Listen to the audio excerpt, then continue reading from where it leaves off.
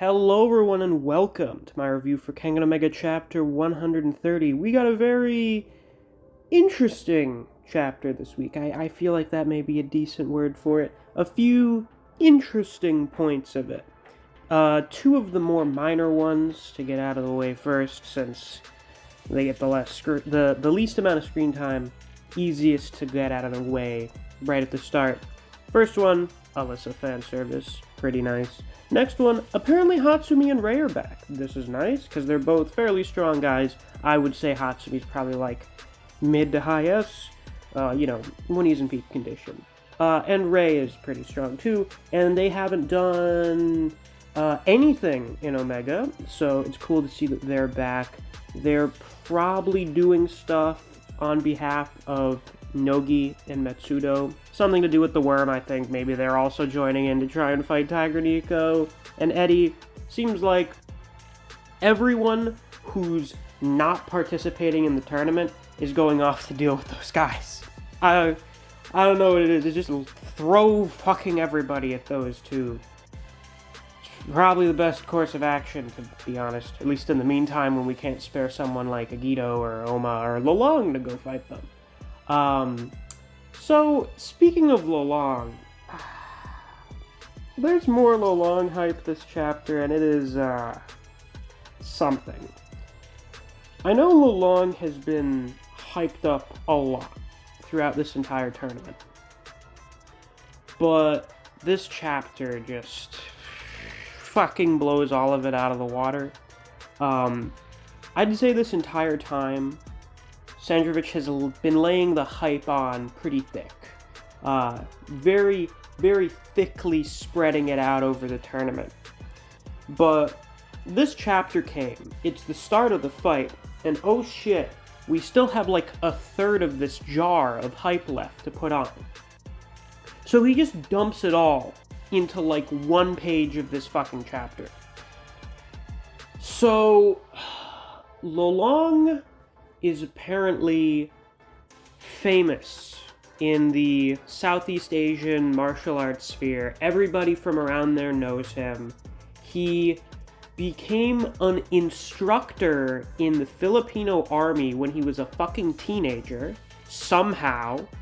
Then he became a bodyguard for someone in the criminal underworld. Then he fought Kuroki Gensai to a standstill. Nothing super remarkable about that. And apparently, throughout his entire time in Purgatory, and it's confirmed he's been around since pretty much the beginning, like I thought, he has fought 422 matches and has won every single one of them. So, that is, absolutely fucking ridiculous. They're trying really goddamn hard to reach Toriko levels of hype with this shit. I'd say they get to about mid levels of hype that you'd get in Toriko. This is just, it's almost beyond description. From my primate brain hype perspective, this is golden. I mean, go watch my reaction. I don't think I've been that animated in a reaction for anything in a while. It's hype as fuck. But then you look at the writing perspective, and it's basically Sandrovich just went, what's every conceivable way I could make it seem like this guy is literally Kuroki again? He's literally Kuroki. He was his equal in the past, and he has never been beaten by anyone. Why the fuck has no one talked about this guy until this tournament? Why were we not talking about what he does for the whole tournament? Because apparently he's famous. He's had over 400 fucking matches. It's not a mystery whatever he does for his fighting style. Yet, for some reason, we've known like nothing about him in the past. Seems a little contrived. I don't know. Now, we see that the Kuroki Gensai he fought in the past was pre-beard. He did not achieve beard power yet, so I do not consider that to be a prime Kuroki Gensai. I think he was probably decently weaker than he was in the Annihilation Tournament. I think present-day Kuroki is prime Kuroki. I think he's continued to get stronger throughout his life, because he's been practicing ever since the Annihilation Tournament. He's presumably been practicing his entire life since he started practicing karate, so he just keeps getting stronger. Though, it's also safe to assume that Lolong has gotten stronger as well. It should also be of note that if we look at the timeline, that was probably like 15, maybe 20 years ago. Lolong appeared to be wearing a military uniform during that fight. I'm thinking that this was a teenage Lolong that fought Kuroki in like his 30s. So Lolong is probably still closer to his physical prime than Kuroki is. Lolong is probably late 30s, early 40s in terms of age. But it just goes without saying, this guy's an absolute fucking monstrosity. He's Kuroki level. It's an off-screen feat, but it's a feat. He's Kuroki level. How has he managed to become Kuroki level? What I think it is, based on this chapter, is he's a fucking martial arts prodigy. He can learn and do just about any martial art. When the fight starts, it starts off like Kuroki versus Agido. Neither of them move at first. Lolong changes to a Salat stance. Now, as Ace brought up, and I think the Kengan stream, there's like 100 different varieties of Salat.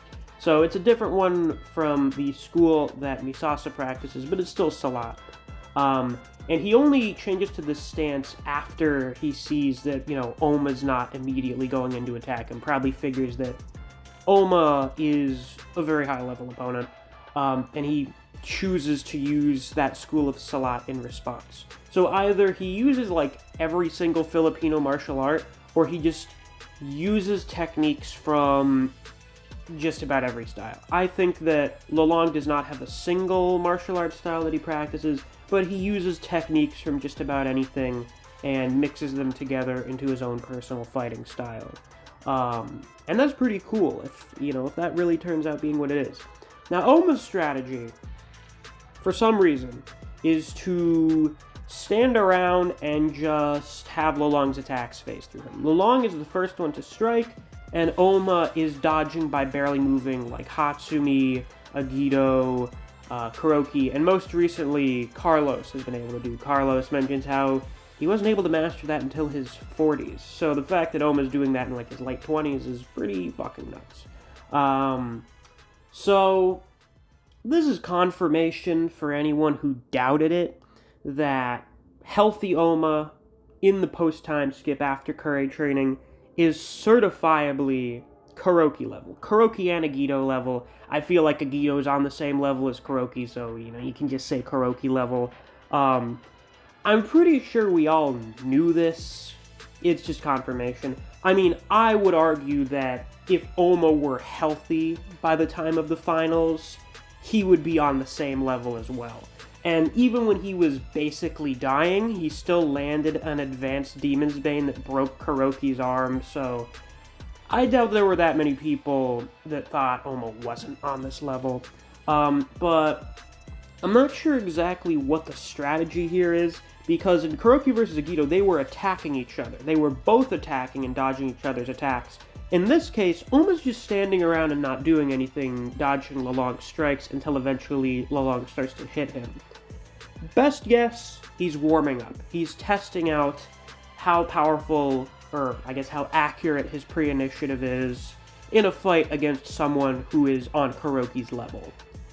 And it's not entirely up to snuff yet. I mean, Kuroki's and Agido's were not totally flawless when they were fighting each other either, but it's not invincible. And Lolong himself tells Oma, good job on reaching that state, but that doesn't make a difference to me. I'm still gonna beat you. It doesn't matter. So, more Lolong hype there. Overall, pretty good chapter. Pretty solid. The Lolong hype is kind of ridiculous. It's almost reaching fucking stupid levels. How the fuck has he fought 422 matches and has lost 0 of them? Waka, up until now, was the person with the longest record of any fighter in the series. Over 300 matches and only 3 losses in the entirety of his career. He's been fighting for 20 years. How long has Lolong been in purgatory? Like 15? How the fuck has he fought that many fights? There had to be at least a few instant KOs where he just knocked them out right out of the gate. He has to have fought, like, every single person in purgatory multiple times, and then in addition to that, all of the people who are members of my Patreon. Special thanks to Fuse, Neo, Dijon Redden, Anthony Chavez, Honey Mustard, Zach Rowett, K-God, Chris Redfield, Strash23, Rat, Ryzen 4K, Artist, Mac Campaign, Wave of Manga, and Sam the Ace. Thank you all very much for supporting me on Patreon. I greatly appreciate it. And if you too want to get shout-outs at some point in the video, or you want to get access to reviews for Solo Leveling and the Boxer, you can always become a patron as well. There's a link to my Patreon down in the description. Also, Solo Leveling is finally back this week, so there's going to be a review out for that sometime today, maybe tomorrow if I don't get a good chance to record any point later today. Sorry that you guys had to be tossed to the wolves for Lolong to take out. I had to find a way to plug the Patreon somewhere in here instead of just bringing it up at the end. That'd be a little too boring. But yeah, strong start to the fight. I think it's pretty good so far. Nico style, no choreography is kind of eh. I prefer the way it was done in Kuroki versus Agito, where they were both attacking each other. It's sort of like when Jirota versus Hayami started, where it's like, wow, Jirota's really fucking strong. So strong that we don't actually have to draw the judo choreography. Yeah, but that's obviously going to change as the fight goes on. I'm still going to put my money on Lolong winning. The absolutely fucking ridiculous amounts of hype for him in this chapter worry me a little bit. They almost seem like loser flags, because we're basically setting him up as an equal to Kuroki, and then having Oma beat Lolong shows that he's overcome the person who defeated him in the Annihilation Tournament without actually fighting him again. Which I think would, by definition, make Lolong a jobber, which is the one thing none of us want, pretty much. So I've still got my money on the King of Purgatory. By the way, it's confirmed that that is a title given to him through being the best fighter in Purgatory. It's different from his name as the Monster of Manila. Monster of Manila sounds very generic for a guy who's the best in his promotion. But since he's one of the first, I feel like what happened was he got recruited and was just like, I'm not an epithet guy, I'm not very good at coming up with names for things, so Idemitsu, you just think of one.